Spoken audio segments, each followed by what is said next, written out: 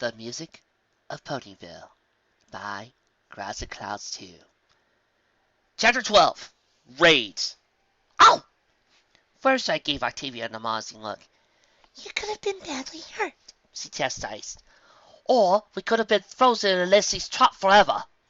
Octavia winced as Fluttershy put some more salve onto her injured shoulder. I am all right, Fluttershy. That wound could have been infected if left untreated, corrected Fluttershy, expertly tying a poultice over her shoulder, making sure it was secured. Octavia thought about protesting that infections wouldn't matter if the world ended, but held her tongue. Going through the Everfree injured did seem like a relatively poor idea. All right, then. Thank you. Fluttershy smiled as he finished checking Octavia over, then helped her get back to her hooves. You're very welcome. You should be all right now, but don't get into any more fights, she admonished. That depends more on the Everfree than I. The pair trotted over to the 4 ponies, Medley giving Octavia a short nod as she approached. The other 3 welcomed Octavia back with back slaps and hugs, though Fluttershy was quick to break those up for fear of aggravating Octavia's injured back. If we're all ready, we should move on, said Medley. We're only a few miles from the castle now. It might be okay to wait here for a while, said Bluenote. I mean, Octavia and Medley both got hurt, and we're all tired from that hike. No shame in taking a little break. Final nodded slightly. It could make sense to get our strength back up. If we're going to be awesome later, we'll need the energy. Octavia gestured up at the sky, which had been gradually emptying out. The few remaining stars were swaying in odd, ugly patterns. There was also a vast, albeit dull reddish glow on the far eastern side of the sky, which Octavia didn't really want to think about, for fear of collapsing into panic. We did all have time, Fluttershy said. But, Octavia, you and Medley really do need time to heal. I bounced back from worse. Not with me as your doctor, Fluttershy said in a stern voice, as the side pays his commands. You lost blood and... Fluttershy, interjected Octavia. I want to stop too, but we cannot afford to wait. If we do not get the elements before one of the tyrants wins, they will summon troops and move to seize them. We will not be able to stop them. Fluttershy frowned. I still think... Whoa! Final raised a hoof. How about compromise? Tommy's probably right that we need to get back on track. But Fluttershy's right in that you and Medley shouldn't be punching monsters in the face if we can help it. How about some of us scout ahead, and you 2 follow behind? Because then we would get eaten by monsters coming from behind, asked Medley. I'll stay with you 2 back then, said Bluenote. She chuckled, and Fluttershy too, if she wants. We might need her up ahead. Lyra's good at identifying these creatures we come across. But Flutters is the only one who can talk to them. You still up to it? asked Lyra. Just remember, with me at your side, 1,000 Timberwolves won't get to you. Fluttershy smiled slightly. All right. I'm just worried about Octavia and Medley, though. We'll be fine, said Medley. I think we're both tough enough to get through with a few scrapes. I'll let you know if anything goes wrong, Bluenote chuckled. I mean, I don't think anything will, but just in case, okay? Fluttershy nodded, and finally clapped her hips. Then it's settled! Let's go! Onwards! Yelled Lyra. To glory! And so they went on. School just ended, continued Bluenote, and I wanted to take a nap, because Miss Cheeselot had us do 6 whole math problems, and I was pooped. But I had to go to the orchestra with my dad, since Mom wouldn't be home that night. And every time I found a little corner to sleep in, some pony came by and told me I had to move. So, finally, I crawled into one of the timpani, pulled the top shut, and got some shut-eye in the dark. Wait, said Octavia, smiling. The infamous concerto of the fall. Yep! Suddenly, some ponies pounding on the timpani. I was so confused I popped my head up, and I was on stage. And I was looking at an audience of nearly 50 ponies. Bluenote laughed. And everybody was staring at me. So I just stuck my hoof up, waved, and said, Hi, I'm Bluenote. My dad's the greatest musician in the world. And I pointed at him. Medley was giggling. I'm afraid to ask what happened next. The conductor was real nice about it. They had to stop to fix the timpani. But later, he let me play the triangle during the encore. Bluenote grinned. That was my first stage performance.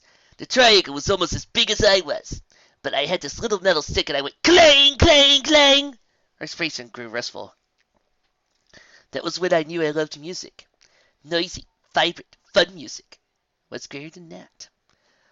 Octavia nodded. Medley, how about you? When did you start your crafting? Medley took a deep breath, as if steeling herself. I like the wind chimes that this really rich family had. I walked by their house on every day on their way to and from school, and I loved the sound they made when I was coming home and the wind was blowing. It was like the school bell, but so much sweeter. Everybody telling me I was free. I could go play or do what I wanted for the rest of the day. The Pegasus shrugged. I looked in the stores for them, but they cost 80 bits. I knew we couldn't afford that, but there was a scrapyard a few blocks from my house, so I got some metal saws and tried to imitate the chimes. How long did that take you? Asked Octavia. A while, but I didn't have any good tools at first. But when I made my first set of chimes, it was beautiful. If I hadn't gotten a cutie mark, I would have gotten one then. I'm surprised your cutie mark is rain, said Bluenote, since you're more into music. I was caught out in the rain one day, but instead of getting soaked, it was like I was able to hear the patterns of droplets in the water. Medley smiled at memory. More than that, actually. The droplets, the thunder, the blurring of the little streams down the hill. It was really beautiful. Instead of rushing home, I ducked under the tree and I just listened. She nodded. I saw my cutie mark when I got home. There was a crack from overhead, and the distinctive squeak of Fluttershy in fear. The three ponies immediately dropped their conversation and hurried on ahead. Octavia ran as fast as she could, ignoring the pain in her back. Please be okay. Finally, she was. There was an open pit on the path ahead, with, Octavia saw, spikes planted on it, but none of the ponies were in it. Told ya, Violet was saying, horn flashed a couple of times. Gotta test the path. She shook her head. Think, ponies. You were right, Violet, said Fluttershy, from her perch high up in the tree. She sounded a bit annoyed. Thank you for finding the trap. Who put it there? Wondered Octavia. Lyra turned to the others. Hey! You were supposed to be in the back, she said. We heard the others. Yeah, but I think we're awesome enough to handle a measly pit trap. Lyra was speaking with her usual energy. Octavia noticed she was a bit angrier before. Her eyes narrowed, and her voice had a bit of bite to it. Don't you trust us? Yes, said Octavia, not wanting to get into an argument. I apologize. I thought you were in trouble. We're fine. Violet frowned as she hopped over to the trap. Seriously, you three should stay back. We've got the vanguard, okay? Lyra, Flutters, come on. We don't have all night. As the trio maneuvered over the pit and further on, Bluenote frowned. Did they seem grumpy to you? Probably just stressed, Medley sighed. We are, manifestly, not qualified for this. We're what the nation's got, said Bluenote, and I have every confidence that we'll pull it off. Why? Asked Octavia. I mean, obviously I wish to succeed, and I intend to expend all my strength if need to accomplish our goal. But even I am skeptical. How can you be so confident? I'm an optimist, said Bluenote serenely. I believe if we give it all we got and work together, we can accomplish great things. Look at what ponies have done so far. We have these amazing cities, incredible magic. Groups of ponies can bring rain to the desert and rain the mountains out of the valleys. They fought out the Smoos, T-Rex, and all sorts of monsters from the stars. There ain't nothing we can do if we all work together. I hope you're right, said Octavia. I know I am. Now, think you're far enough ahead? Bluenote chuckled. We won't get left behind. And so they continued on. Octavia was the first to sense the next bout of trouble. That's 5 traps, said Bluenote, carefully stepping over a trip vine that Lyra made glow with her magic. Wonder how long these things have been here. Not long, guessed Medley. They look pretty fresh. Something's trying to stop us. Something very passive-aggressive. Octavia smiled a little at that. Hopefully this is the worst of it. I think we are almost at the castle, according to Zekora's directions, and the lessee. But it should be less than a mile due north from here. Bluenote grinned. See? I knew this. Octavia heard a distant yell, and immediately turned her head and focused on her hearing. Shh! She said, some pony shouting. I don't hear anything, said Medley, but she and Bluenote quieted down while Octavia listened. The voice sounded like Violet's. All I'm saying is, I've caught every trap so far. A little help would be appreciated. A true champion doesn't shirk from any task before her, responded Lyra, especially not when the day depends on it. I'm not shirking. I'm just asking for you to take over for 5 freaking minutes, yelled Vernal. Or are you too busy daydreaming about that mare friend of yours you're too shy to even talk to? Hey, you ain't bonding out of this. Her heart is noble and true, and shall not be settled with such chatter. Octavia turned to her companions. Lyra and Vernal are yelling at each other. Right, muttered Medley. Let us track every beast in the forest. Let's go cheer them up, said Bluenote. Medley stretched a hoof in front of her. They wanted us to stay behind. I'm sure whatever's the matter, they can sort it out themselves. Octavia crept forward a few steps and listened again. Just in time to hear Lyra yell. Oh yeah? And what do you do all day? I busk, but you sleep until afternoon. Throw some drum moves together and rave all night. What do you work? 2 hours a week? The rest of it is just partying and... Hey, I work damn hard! Vernal's voice was a roar. I build and maintain all my own tech. I do my own bookings, accounting, composing, and effects. Every single thing you see on stage is my sales is a final scratch creation. And if you ever tell me I don't work hard... Stop it! Octavia's eyes widened. That last voice sounded like Fluttershy's. But it couldn't be. Fluttershy didn't shout. Just stop it! Repeated Fluttershy. Who cares about your problems? The world's going to end. Just clear the road so we can save everybody. Excuse me? I don't take orders for the town yet, said Vernal. Well, maybe I don't think of all my animals' lives to be in the hose of some low-streak bard and learn about DJ. When have you ever held out ponies or cared about anybody besides yourself? What if, afraid of the world ends with you, you won't have any more grippies, Vernal? At least I don't badger every pony about its dozen stupid causes. Newsbuzz, Firebat. No pony cares about the society to protect artisan picklers. Picklers are not a precarious minority. You don't know the first thing about the lives of the pickler. At least I care, screamed Fluttershy. All you two care about is your grippies and your grunts that you're too much of a coward to talk to. Lyra stomped a hoof. Say that again, she hissed. Octavia frowned as she turned to the others. This is not normal. Fluttershy screaming your head off. What? Medley shook her head. No way. That's not Fluttershy. Maybe it's another monster, ventured Bluenote timidly. Something making them mad. At this point, nothing in the forest would surprise me, said Octavia. It was cool, said Medley. She flapped her wings. We'll figure this out. Wait. If it is a spell, we could be trapped as well. Octavia bit her lip. A monster might have attacked our vanguard, but if we just toss it ahead, it could sense us and attack us too. We need a plan. But Vernal's been doing most of the strategy so far. I'll snap him out of it, said Bluenote suddenly. The shells and craftsmen looked at each other. Oh, said Medley. Bluenote eye. Hey, making ponies laugh and smile is like what I do, and I'm really good at it. Bluenote began to trot down the path in a hurry. I even helped Pinky write her Smile, Smile, Smile song we did for the foals last Summer Warrior Eve. I got this. You two just fight the monster. As it raced off, the other 2 ponies exchanged quick glances, then followed. Octavia wasn't thrilled with the plan, but she was probably the best in the group for sensing anything non-magical, thanks to her hearing. Medley didn't like it either, but she had to admit she was probably the most capable of beating monsters in fights. So Octavia crept after Bluenote, listening for monsters. Medley followed her, limbering up for another battle. What do you want, besides a bowl of pasta?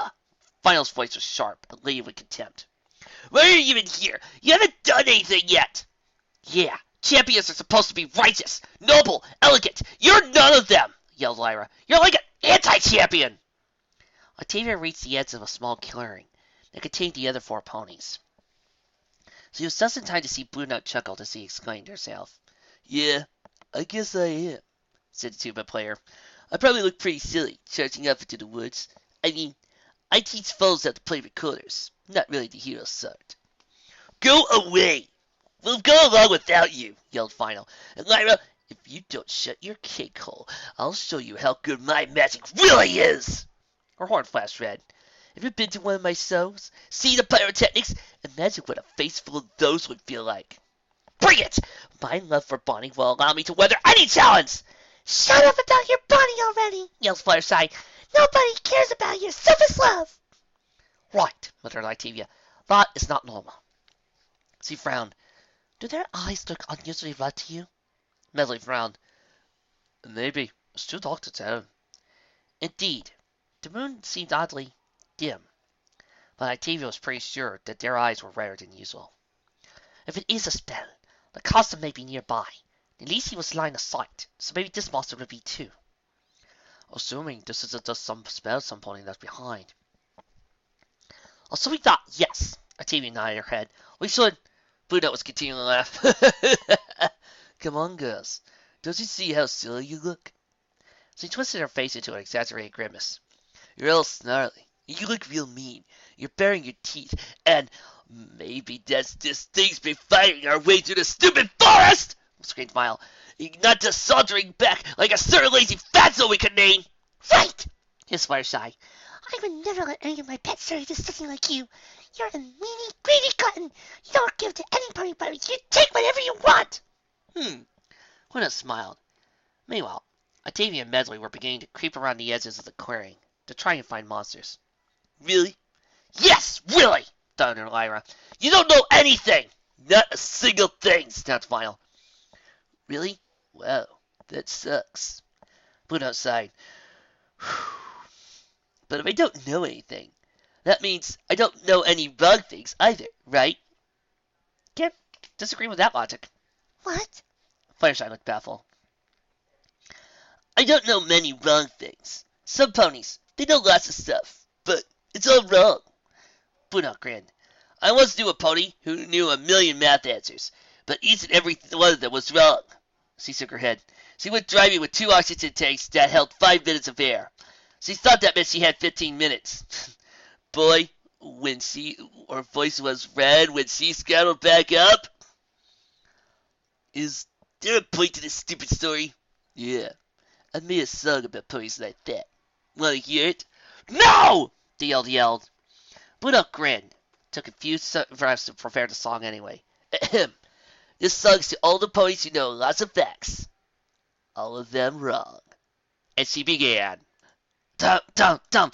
I was riding on an old train on the fast lane with a rabbit Ursa Minor in my underpants. When suddenly the coat behind me popped right up and put himself over my eyes. I guess is it Uncle Frank or Cousin Looney? Is it Bob or Joe or Walter? Could it be Bill or Tim or Red or Bernie or Steve? I probably would have kept on guessing, but right about then we crashed right into the gourds. Octavia could not help but stare. Bluenote began dancing sprightly, mimicking the motions she was singing, throwing her hoof over her eyes, jumping as if being thrown from a train. She looked like a complete fool. The 3 angry ponies were also staring at her in total stupefaction. Bluenote didn't notice. Instead, she just kept singing. And as I'm laying there in the train car next to the Griffin King, as the face of my old tuba dealer takes off his prosthetic gloves and tells me... She spread her forelegs wide as she began to bounce forth on her hind legs. Everything you know is wrong. Black is white, up is down, and short is long. And everything you thought was so important doesn't matter. Bluenote moved, and very near Lyra now, dancing almost in her face. Octavia saw the corners of her mouth begin to twitch upwards. Everything you know is wrong. Just forget the words and sing along. All you need to understand is everything you know is wrong. Lyra burst into giggles, falling back and flailing her legs everywhere. This is horrible, yelled Final. My worst song's a million times better than this. Octavia almost said something, but her ear twitched. A section of the forest, stretching about 10 trees, was growing hazy, as he thought she heard some muttered grunts emitting from the area. She reached back and found Medley, then pointed her towards that area. Meanwhile, Bluenote was resuming her song. I was walking to the kitchen for some sugar grass when I accidentally stepped into an alternate dimension, and soon I was abducted by some strange monsters from space. They looked kind of like you, jelly. They checked all my internal organs and took some photographs and said I was a bloody good sport. And as a way of saying thank you, they offered to transport me back to any time in history I would care to go. And so I had to send me back to Pinky's last birthday so I could have another slice of cake.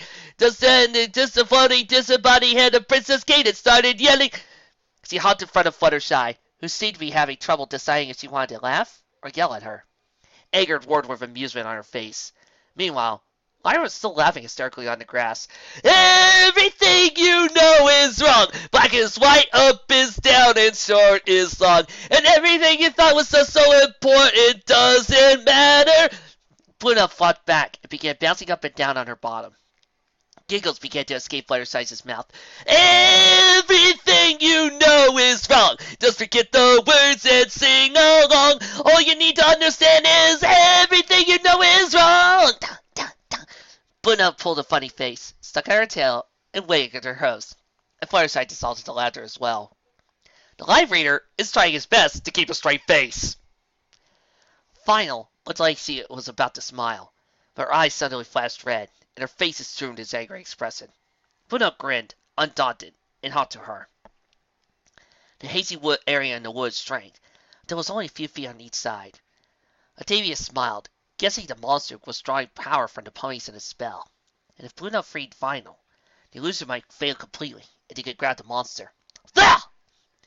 Whispered Octavia to Medley. Get that around that hazy area, behind that big tree there! Medley nodded and began to slyly follow around. Bluenote, meanwhile, was resuming her song. I was just about to mail a letter to my evil twin when I got a nasty paper cut. And well, to make a long story short, it got affected and I died. So now I'm in the beyond with old Cadance by the Star Palace. And it's obvious she doesn't like this cute little bow tie I'm wearing. She tells me that they got a dress code. She sighed. Somehow managed to require a remarkably hang-dog look, despite the fact that she was dancing a wild jig in the middle of the apocalypse. Final's mouth was quavering. Well, she lets me in the palace anyway, but I got the room next to the noisy fog machine for all eternity. And every day she bursts in screaming, everybody, everything you know is wrong. Black is white and up is down and short is long. And everything you thought was just so important doesn't matter. Bluenote flailed her hooves. Octavia saw the corners of Final's mouth begin to turn upwards. Everything you know is wrong. Just forget the words and sing along. All you need to understand is everything you need to know is everything you need to know is everything you need to know is wrong. Dum, dum, dum. And then Final was laughing too. If you excuse me. Oh God, I love Weird Al. And even Octavia could not help but join in. And there was a crack, and the affected ponies seemed to flash and lose the red films over their eyes. They didn't even seem to notice, though. They just kept laughing hysterically, all grudges forgotten. The illusion about the trees vanished within a flash, and the little pony-shaped beast was standing between two tall trees. Red coat oozing a faint, bloody liquid, and large yellow eyes bulging with hate. Before he could do anything, Octavia, still laughing, leapt on it. The creature spread backwards, right into the hose of Medley. It was the work of moments to tie it up with branches and vines. Then Medley and Octavia entered the clearing. "You want the monster?" she said, grinning. "We're all friends again?" And they were. Lyra identified the monster as a Tegasoro, a rare beast from the Philippines that fed by driving its victim into murderous rages. When the carnage was over, the Tegasoro gathered up the bodies and feasted. Fortunately, they could be defeated with pure laughter and joy, which Bluenote had to spare. "Well," said Medley as he finished up tying the Tegasoro to a tree. "Fluttershy, did she say anything else?" That he's very sorry that he said all those chants to get us angry. Fluttershy was blushing and seemed very embarrassed about her outburst. And he's sorry for casting that spell on us. And he really hopes we don't eat him. "I don't know," said Final. "Maybe we could give him to the Kelpies on the way back as a thank you for letting us go." Bluenote giggled. "I'm sorry," Lyra said suddenly. "What I said beneath me, and I shouldn't have, Hey, wait, I should apologize first," said Final. "I was way out of line." That was worst of all. Fluttershy interjected. I'm so sorry. I understand if you don't want to be my friends anymore. "Of course we do," said Lyra. "Every pony, friends, right?" The heiress smiled, and Octavia and Fluttershy smiled a little. Octavia looked out to stretch her neck and gasped. There were very few stars in the sky, only a moon, and at the other ends of what she could see of the sky, a larger, dimmer object that looked vaguely sun-shaped. As he watched, another star fell out of the sky, streaking towards Earth until it was obscured by trees. Girls, I'm sorry, but we need to hurry. Why? Well! Final looked up in the same direction as Octavia. No wonder it's beginning hard to see. The stars are just gone. Come on, just a little further, urged Fluttershy, helping Bluenote to her hooves. The Santa seemed to have tired the blue pony. I'll help support you. I'm fine, but thanks. Octavia got into the group with some semblance of readiness, and then finally got them into a line. All right, this way. When they came out of the woods and saw the ancient castle, all of them stared for a moment. The castle was huge, as big as the one at Canterlot. The walls were crumbling, but still formed a formidable barrier. Some of the towers had collapsed, but the others stood tall and proud. It was the most imposing structure Octavia had seen. But the elements were somewhere within, guarded, if Lyra's song spoke true, by one final trap of each from the burning sun and nightmare moon, and perhaps even into spells of Princess Cadance's own design as well. But still, they were there, the elements. The world's last and greatest hope resided from in. All right, said Octavia, the final part of the journey. She nodded. Let's go inside to find the elements. Yeah, Final grinned. Let's do it. Let's go be heroes, yelled Lyra. Let's save the world. And those that depend on us. Fluttershy grinned. Let's give it our all. And so, the six journeyed into the ancient castle, scarcely knowing what new dangers awaited them.